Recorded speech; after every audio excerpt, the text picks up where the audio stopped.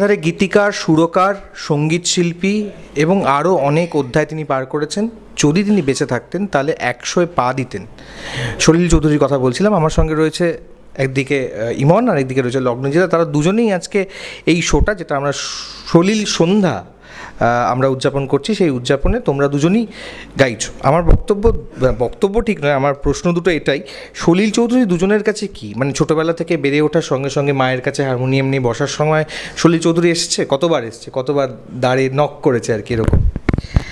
আসলে আমার কাছে আমার ছোটোবেলাটা এবং বেশ অনেকটা বড়োবেলা সলিল চৌধুরী মানেই ছিলেন আইপিটি এর যে গানগুলো গাইতাম। আমার বাড়িতে রিহার্সাল, গণসঙ্গীত আমার বাড়িতে রিহার্সাল হতো। তারপরে আমি ইউনিভার্সিটিতে পড়ার সময়, যেহেতু আমি একটি ছাত্র রাজনীতির সঙ্গে জড়িত ছিলাম, তো সেজন্যে রাস্তাঘাটে, মিছিলে, মিটিংয়ে সলিল চৌধুরীর গান গাওয়ার সুযোগ হয়েছে।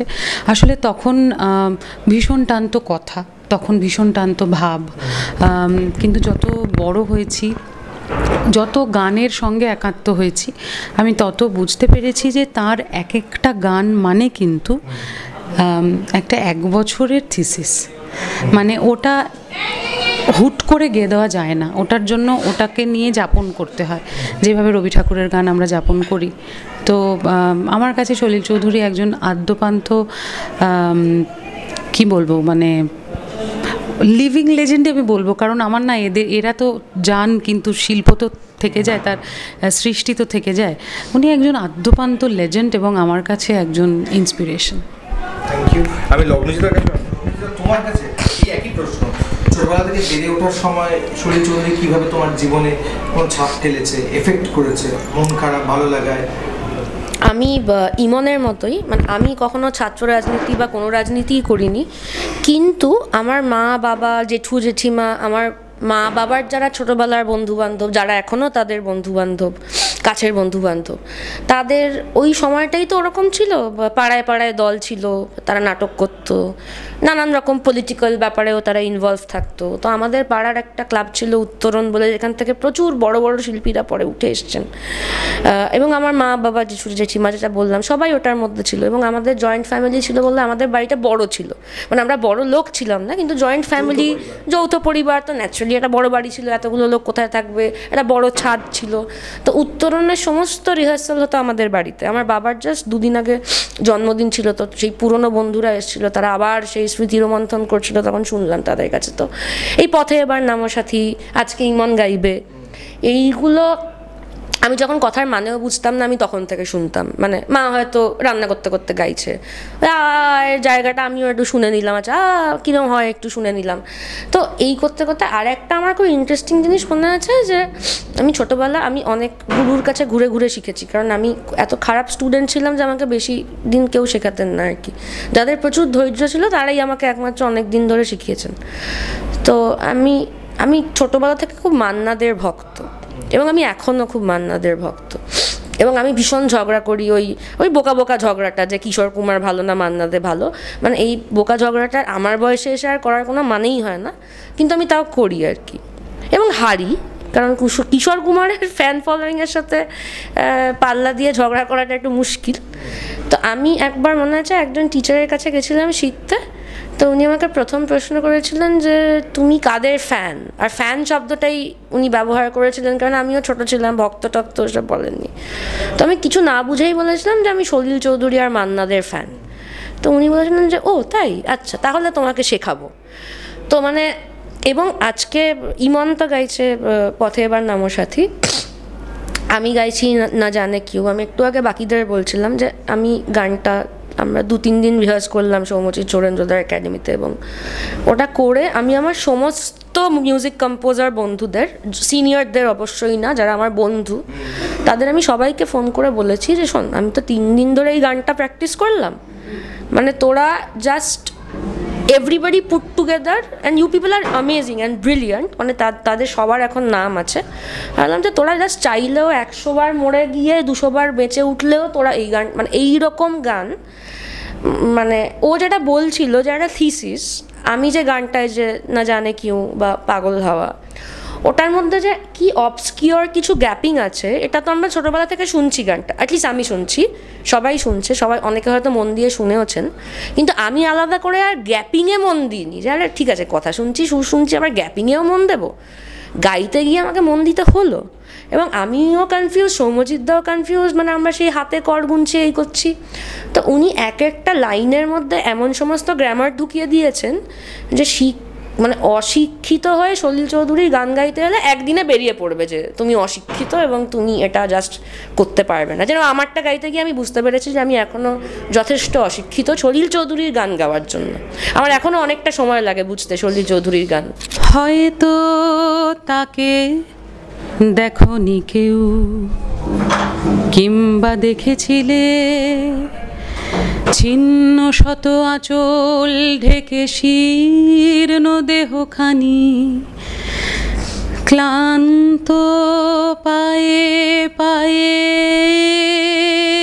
যেতে পথে, কি জানি কি ঝড়ে গেছে বুঝি ঝরে জীবনেরও তরু থেকে। তখন গগন ছড়ায় আগুন দারুণ তেজে,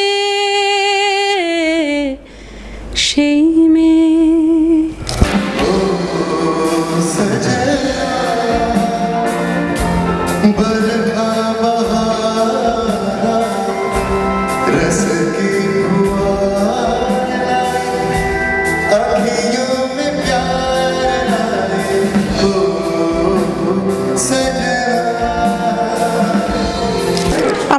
we are fortunate enough যে আমরা আজকের দিনটা পেয়েছি to celebrate this legendary maestro.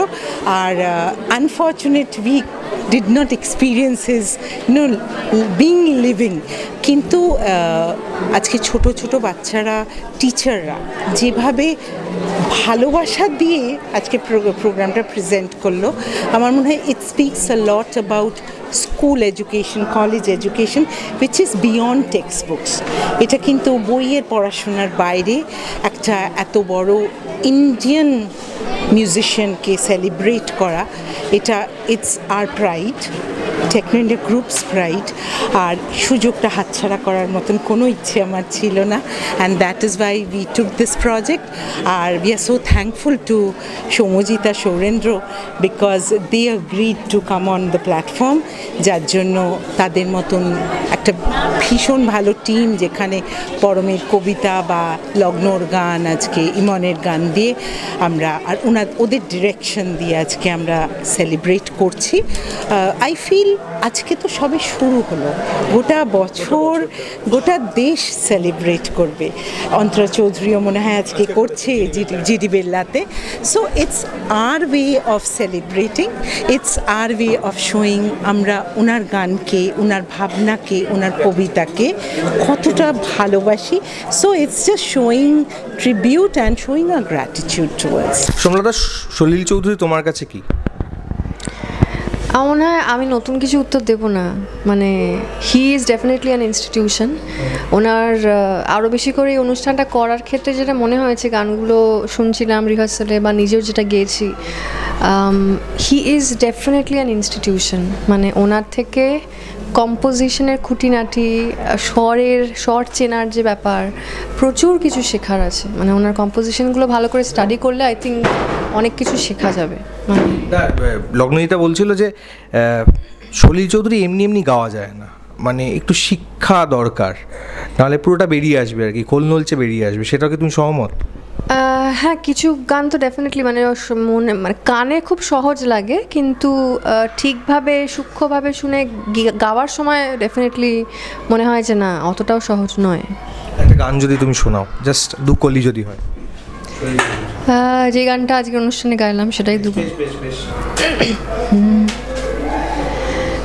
আজ নয় গুনগুন গুঞ্জন প্রেমে, চাঁদ ফুল জোছনার গানার নয়, ওগো প্রিয় মন খোলো বাহু ডোর, পৃথিবী তোমারে যে চায়।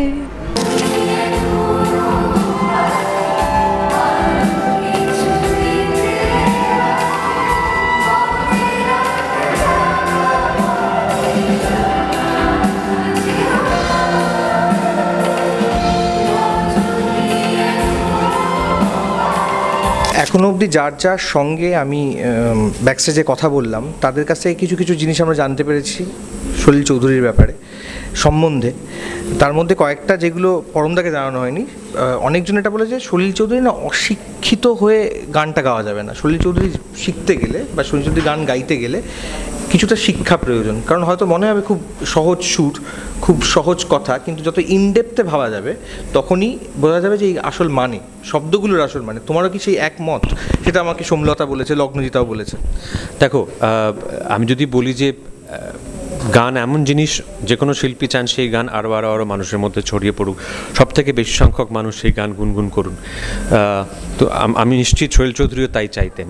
মানে এই কথাটা বলা যে একেবারে মানে শিক্ষিত না হয় ওনার গান গাওয়া যাবে না, সেটা মানে যদি আমি এই কথাটাকে লিটারাল সেন্সে নিই তাহলে কথাটা একটু এলিটিস্ট হয়ে যাচ্ছে একটু আর কি। হ্যাঁ, বাট আসলে তার মানেটা তা না। আসলে ওরা যেটা বলতে চেয়েছেন নিজেরা, মানে একটু একনিষ্ঠ সঙ্গীত শিল্পী হয়ে এটা বলতে চেয়েছেন, আমার মনে হয় সেটা হচ্ছে এই যে সলিল চৌধুরীর মতো মানে sense of orchestration, sense of harmony, sense of harmonization, এটা ভারতবর্ষে এরকম কাজ কেউ এখন অবধি করেনি। এবং যে কারণে ইলিয়ারাজা থেকে আর রহমান প্রত্যেকে বলেন যে আমরা সলিল চৌধুরীকে আমাদের মানে ওয়ান অফ দ্য গুরুজ বলে মানি আর কি। তো সেইটা ওরা বলার চেষ্টা করেছেন যে সলিল চৌধুরীর গানের একটা আপাত লেয়ার আছে, যেটা অনেক গান, এত জনপ্রিয় গান আছে, ওনারা সবাই গুনগুন করে গায় অনুষ্ঠানে।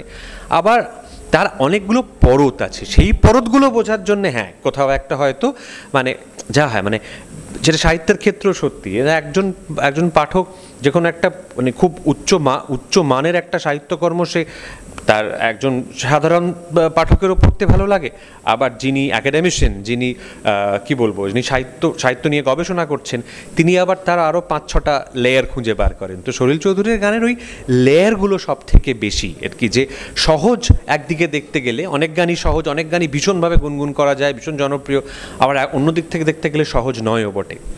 যদি তোমার মনে হয় যে এরকম কোনো গান যেটা সময়ের দাবি রেখে সলিলবাবু করে গেছেন, আমাদেরকে এখনও বলছেন যে এই গানে আমরা আরও কিছুটা পথ এগোতে পারি, সেই গানে যদি দুটো লাইন যেটা তোমার মনে পড়ে, সবাই বেশিরভাগই তার মনে পড়ে পথে এবার নামোর সাথে, কিন্তু এটা ছাড়া যদি তোমার কিছু মনে পড়ে? যে গানটা মনে পড়ছে আমি গাইতে পারবো না, কারণ ওই গানটা গাওয়ার ক্ষমতা আমার নেই, আমি গানটা মনে করে দিতে পারি। সেটা হচ্ছে যে একটা অদ্ভুত ধরনের, দেখো রাজনীতি চেতনা বা সমাজ চেতনা একদিকে যেরকম আশার কথা বলে, তেমনি একদিকে নিরাশার কথাও তো বলে কোথাও একটা, সেটাও জরুরি একই রকমভাবে। এবং সেখান থেকে এই পৃথিবীর গাড়িটা থামাও আমি নেমে যাব, হ্যাঁ, কোথাও একটা স্বপ্নভঙ্গ, কোথাও একটা আশপাশে এতটা আদর্শচ্যুতি দেখতে দেখতে কোথাও একটা আমার মনে হয়, অথচ গানটা তুমি যখন শুনবে, গানটা শুনে কিন্তু মনে হবে না গানটা খুব মন খারাপের গান। যদি কেয়ারফুলি গানটা শোনো তাহলে দেখবে যে কোথাও একটা মনে হচ্ছে যে আমার আর দরকার নেই, আমার এই পৃথিবীটা নিয়ে আমার আর প্রয়োজন নেই, আমাকে ছেড়ে দাও, তুমি আমায় যেতে দাও। সেই কথাটাও কিন্তু উনি খুব কেয়ারফুলি ক্যামোফ্ল্যাশ করেছেন অনেকটা এনার্জির মধ্যে দিয়ে, কিন্তু ওই গানটা আসলে ভীষণ রাজনৈতিক একটা গান বলে আমার মনে হয়। থ্যাংক ইউ পরমদা। যেটা বিষয় সেটা হচ্ছে যে আমরা প্রত্যেকের কাছ থেকে জিজ্ঞেস করছি যে সলিল স্মৃতি মানে তার কাছ থেকে কী শেখা। এখান থেকে পরমদার কাছ থেকে যেটা শেখা গেল সেটা হচ্ছে সময়ের দাবি মেনেই সময়ের গান গাইতে হবে। ক্যামেরায় অভিনবর সঙ্গে শুভঙ্কর, দ্য ওয়াল।